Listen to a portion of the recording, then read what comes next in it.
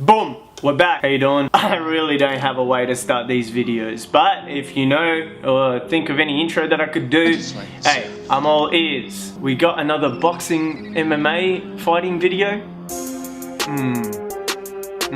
Look, the channel isn't all boxing and MMA and fighting and doesn't always have this sort of backdrop. Christmas tree, love the Christmas tree. Really do. It's crispy. The conspiracy video is on its way. It'll be coming out, I think, mid this week. I'm just doing some final editing on it because we went out and there's interviews with people and everything. It's a little harder to cut up, but that will be out this week. And in the meantime, there was so many fights today. I just want to do a little breakdown of what happened in the MMA and in the boxing world. First up, let's start with Edson Barboza and Dan Hooker. Dan Hooker, I don't know if heaps of people know, but he is a savage. He's been going on a fight win streak. He's from New Zealand, which is down the road. He's not Australian, but he's from New Zealand. I think he's from Auckland, if I believe. I believe. He fights with Adesanya, who's about to go toe-to-toe with the legendary Anderson Spider Silva. I can't wait for that fight. Adesanya's still undefeated. I think he's 16-0, and he's just a machine. Now, Edson Barboza coming in against Dan Hooker because he lost to one of the greatest fighters of all time, in Khabib Nurmagomedov. He was an underdog in this fight, which is unbelievable. It was bananas. That he was an underdog coming in this fight. So in future I might do some prediction videos, because if you're a betting man, or if you don't bet and just want to win some money, yeah, that was easy money. So Barboza just demolished him with the leg kicks and went for the body a lot. He missed with a few spinning head kicks, which if they landed,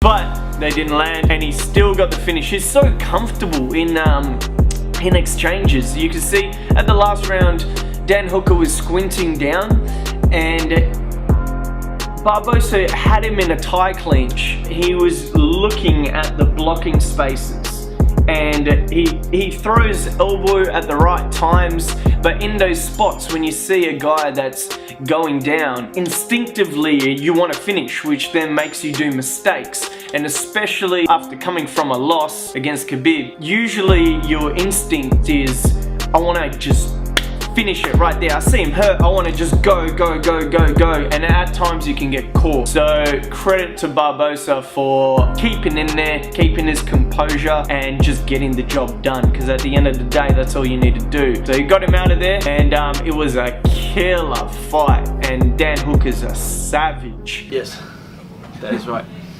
Next fight, we got Kevin Lee versus Iaquinta. What another spectacular fight. I don't even think I've ever used the word spectacular.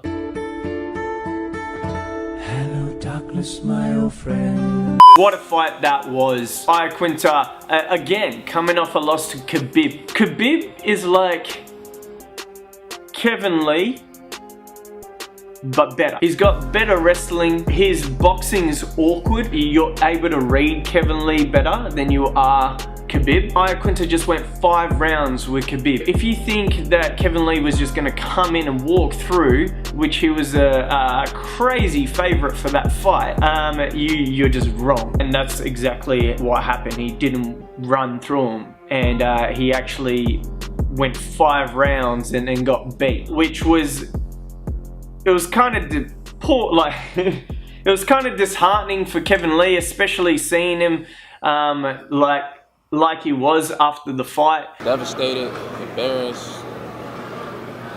You know, it's this sport sometimes had like the lowest of lows, and you know, really don't feel lower than right now. It was interesting because they fought before. When they first fought, it was years ago. It was Kevin Lee's first fight in the UFC. It was a short notice fight for Kevin Lee, but he was very cocky and he was saying, get the checkbook, Dana White, get the checkbook. It was interesting to see because Kevin Lee came even more cockier this time. And what Iaquinta said about it, which is this: he came in cocky last time, I made him humble. He comes in cockier this time, twice as humble. It's just interesting to see that Iron Quits has taken a page out of Khabib's book, and it's interesting to see fighters going back to their martial arts sort of roots of respect. And I understand that it's entertainment, but we did see it getting a little too far with the Conor Khabib stuff. Which, look, it's got me in, like, I'll pay for another one of those fights. Like, I ain't saying I don't like it, but it's interesting to see fighters like Brian Ortega and Max Holloway's fight, where they were both respectful for each other but were confident in their abilities, and they knew that in themselves that they would win. But yeah, that was an awesome fight, and Iaquinta wins again, calls out Tony Ferguson. Gaethje's tweet was pretty funny as well. So Gaethje said, yeah, I want to fight that little raging that was quite good, because obviously raging Iaquinta, that's his whole thing. So good little pun after the fight. So that'll be a mad fight, I think, between Gaethje and Iaquinta. But I think Iaquinta either wants Khabib or McGregor. Because he also said after the fight that he deserves the rematch a lot more, because he went the full 5 rounds where McGregor got choked out in the second. Now, switching over to boxing. That was an overhand right. That's more MMA. But switching over to boxing. Now, Canelo versus Rocky. What a one-sided fight that was. It just made Rocky look like an amateur. I like the way that Rocky went about the situation. He got knocked down round 1, he got knocked down in round 2, and then he got knocked down twice in round 3 and the ref called it. It was all body shots, knockdowns, so it was a game plan of Canelo going in there and hooking to the body, which was great. But what I found real interesting from Rocky was that he knew that he was getting outboxed at distance. Even though he's the rangier fighter, he's the taller fighter, he knew when it came to the technicality of boxing at the distance and distance management, Canelo had him. So what he did, he went to the ropes, covered up, try to get his body in, try to get as much protection as he could whilst still keeping his hands up, and he just played a dirty fight, which he knew that if Canelo was close, it'll be dirty. Canelo would still win, but he could get those hits in, and he was hoping for the best being the bigger man.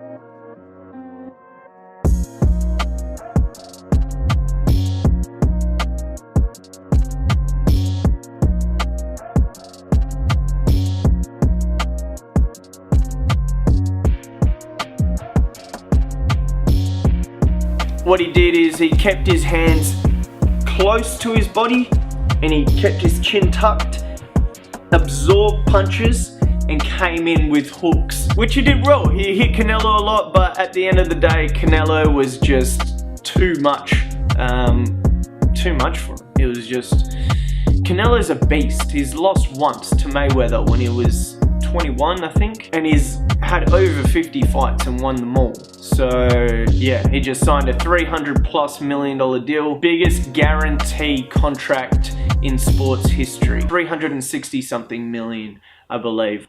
I'm out. The way I told it, free the whole shit, made a move just relate and think, oh shit, did it on my own, couldn't care what you all think. Now I want the throne and the chair reopposed it.